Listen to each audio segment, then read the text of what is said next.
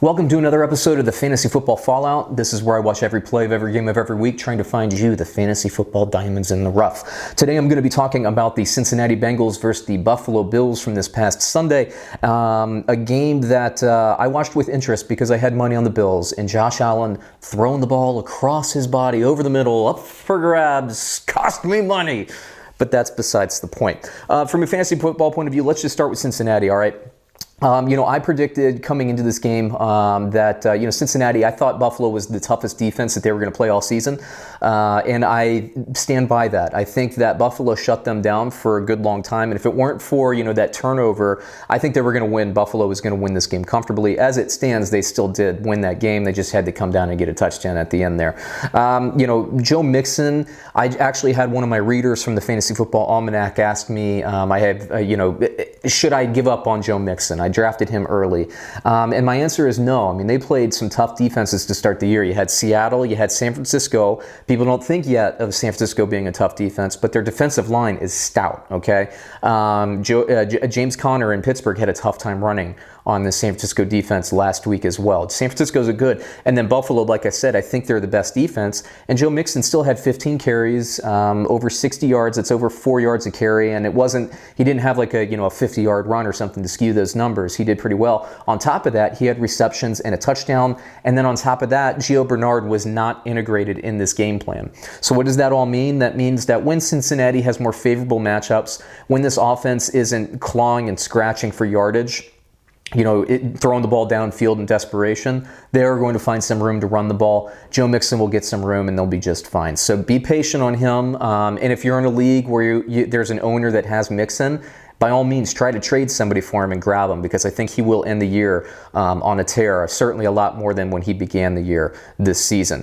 Andy Dalton continues to be, in my eyes, a daily fantasy darling. He's somebody that you can have on a budget every single week, but you probably don't want to put him as your starting fantasy quarterback, although he did have 2 touchdowns, including the 1 rushing touchdown. From the receiving point of view, we saw Buffalo kind of bottle up John Ross. They're the first defense to be able to do that this year. Tyler Boyd continues to be, that wide receiver 1. As I say, to me, if you're going to play John Ross, don't put your faith in him to have a great season.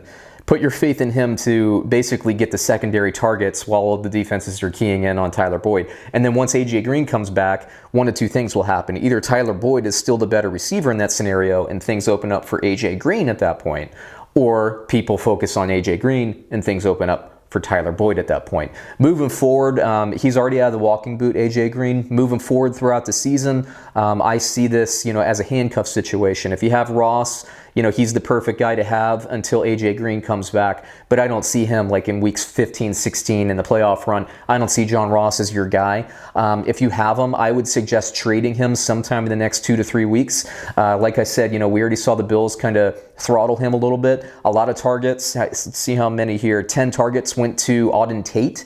You're not going to see that every week, but the defense really is starting to key in and game plan on John Ross, which is something, again, that I thought would happen. You can't just let that second split receiver just completely run downfield on you like the San Francisco 49ers and Seattle Seahawks did the first couple weeks. Defenses adjust, so it's all about what's going to happen. But the thing, if you're a Tyler Boyd owner, the thing to be excited about is that defenses have already adjusted to Tyler Boyd, and he's still drawing a lot of targets, a lot of catches, and a lot of yards. He's only going to get better as the season goes on. So again, he's another guy that I would consider to be a trade target.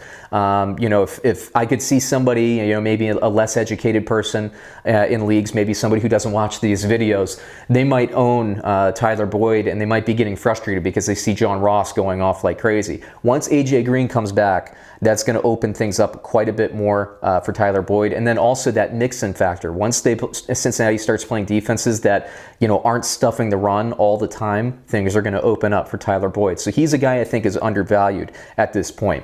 At the tight end position, Tyler Eifert almost got into the end zone again. I believe he had a target that was either dropped or knocked away at the last minute. They are looking for him. Andy Dalton is looking for him.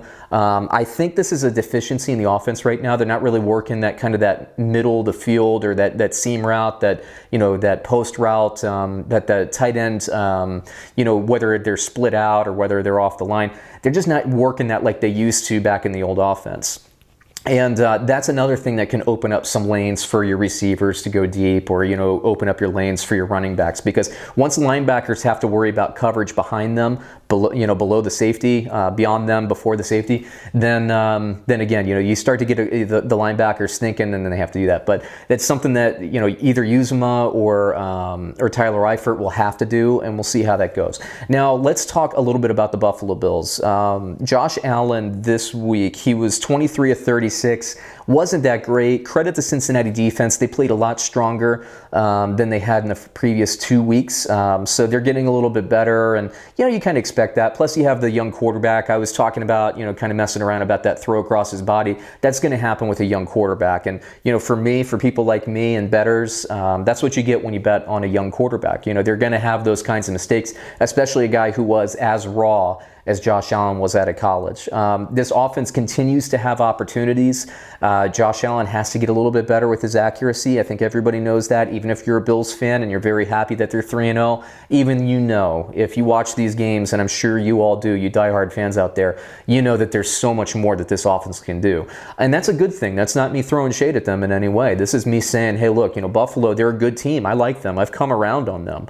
But they could be doing better. They face off against New England in week 4, I believe. I'm pretty sure that this is the week they play New England. 2 3-0 teams. I think that they're going to get a lesson this week in defensive, scheme, defensive matchups. And I think Josh Allen's going to have a little bit of a tougher time if he can't hit those targets. So he's got to be dialed in. He's got to fix some of these accuracy issues if they want to make a deeper run in the playoffs. But hey, 3-0, you got to like where they are. And they're not a fluky 3-0 team either. They're very, very good. Coming into this game, based on Cincinnati's defense and their them giving up a lot of rushing yards, we assumed that Frank Gore was going to be able to get in the end zone and have some yardage. He did get in the end zone. We correctly predicted that. 14 carries, 76 yards, over 5 yards a carry. Again, we predicted that. I thought that he would have a bigger day, meaning I thought he would have more rushing attempts. They brought in TJ Yeldon, 8 carries, 30 yards. TJ Yeldon is really just a stopgap until Singletary can come back from that hamstring injury. We'll see how long that is. TJ Yeldon also drew 3 targets, 2 catches, nothing to write home about. Frank Gore on his own right had 2 targets and 2 catches. TJ Yeldon, he looked okay, but he's no Devin Singletary. Again, if you're a Bills fan, a diehard Bills fan, and you've been a regular viewer of these fantasy football fallouts, I'm a big believer in Devin Singletary. I was since the draft. I love this kid. It's a bummer that he was out this week because I think he could have feasted on this this Cincinnati team.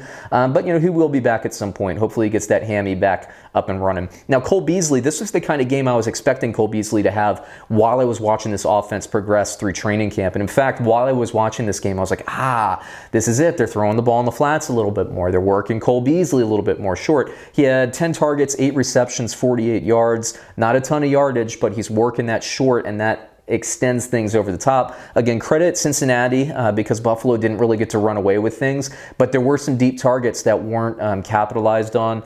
John Brown continues to be, I think, the best receiver in this offense. And I tell you what, this Dawson Knox has grown on me too. I know that Tyler Eifert's sitting out there, but the tight end in the system is going to have some opportunities. If Croft can come out and outplay Knox and gain that starting spot, then pick up Croft. If not, then Dawson Knox is somebody that you can pick up off the waivers.